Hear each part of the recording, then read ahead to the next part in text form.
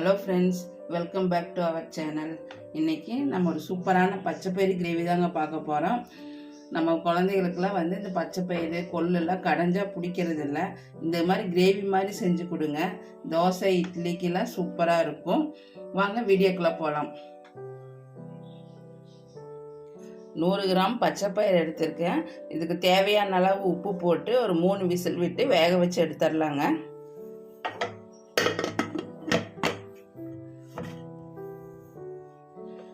பச்சைப்பயிர் 3 whistle விட்டு எடுத்தாச்சுங்க. இப்போ நம்ம கிரேவி எப்படி செய்யறதுன்னு பார்த்துடலாம். எண்ணெய் ஊற்றி எண்ணெய் காஞ்ச பிறகு 2 பட்டை, 2 கிராம்பு, ஒரு ஏலக்காய், ஒரு 1/4 டீஸ்பூன் சோம்பு, ஒன்றே மராட்டி மொக்கு இதெல்லாம் போட்டு நல்லா வணக்கிடலாம்.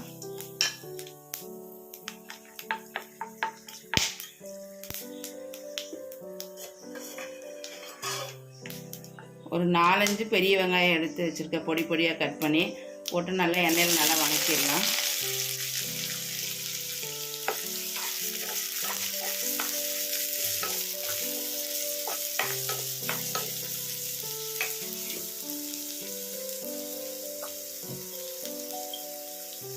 வெங்காயம் வணங்குற அளவுக்கு மட்டும் கொஞ்சமாக உப்பு சேர்த்திக்கங்க.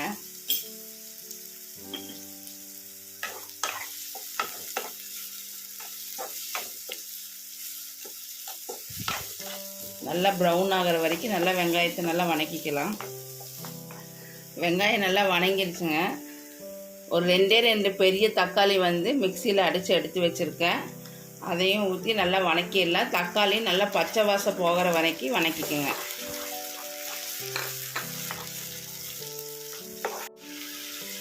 தக்காளி எல்லாம் நல்லா பச்சை வாசம் போகிற வரைக்கும் நல்லா வணக்கியாச்சுங்க. இப்போ மசாலாலாம் ஆட் பண்ணிக்கலாம். 1 ஸ்பூன் இஞ்சி பூண்டு பேஸ்ட் போட்டுக்கலாம். 1/2 ஸ்பூன் மஞ்சள் தூள், 1 ஸ்பூன் மல்லித்தூள், 1/2 ஸ்பூன் கரம் மசாலா, மிளகாத்தூள் 1 ஸ்பூன் போட்டுக்கலாங்க. உங்களுக்கு காரத்துக்கு தகுந்த மாதிரி போட்டுக்கோங்க. போட்டு நல்லா எல்லாம் பச்சை வாசம் போகிற வரைக்கும் நல்லா வணக்கிக்கோங்க. இந்த மசாலா நல்லா பச்சை வாசம் போகணும்.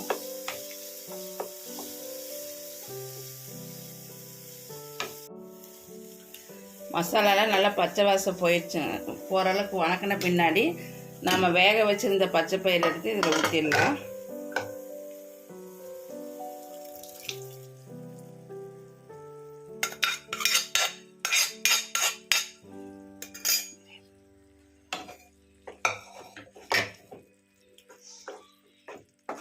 நல்லா கலரி விட்டுட்டு கொஞ்சமாக தண்ணி ஊற்றி ஒரே ஒரு கொதி விட்டுடலாங்க.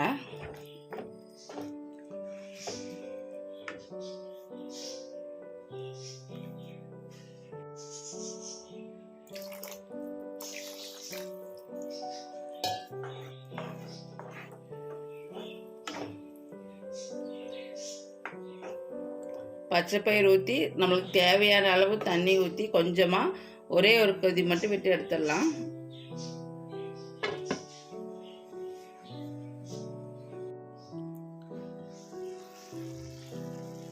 நல்லா ஒரு கொதி வந்த பிறகு கொத்தமல்லி தூவி விட்டு இறக்கிடலாங்க. நம்மளுக்கு சூப்பரான பச்சைப்பயிறு கிரேவி ரெடி ஆயிடுச்சு.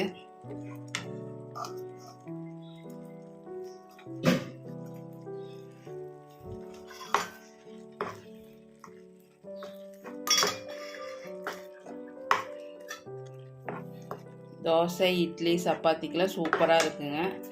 கண்டிப்பாக ட்ரை பண்ணி பாருங்கள். குழந்தைங்க பச்சைப்பயிறு கடைஞ்சால் சாப்பிட மாட்டாங்க. இந்த மாதிரி வேக வச்சு கிரேவி மாதிரி செஞ்சு கொடுங்க. நல்லா விரும்பி சாப்பிட்டுக்குவாங்க. தோசைக்கு சூப்பராக இருக்குங்க. நீங்கள் கண்டிப்பாக ட்ரை பண்ணி பாருங்கள். இந்த வீடியோ உங்களுக்கு பிடிச்சிருந்தா லைக் பண்ணுங்கள், ஷேர் பண்ணுங்கள்.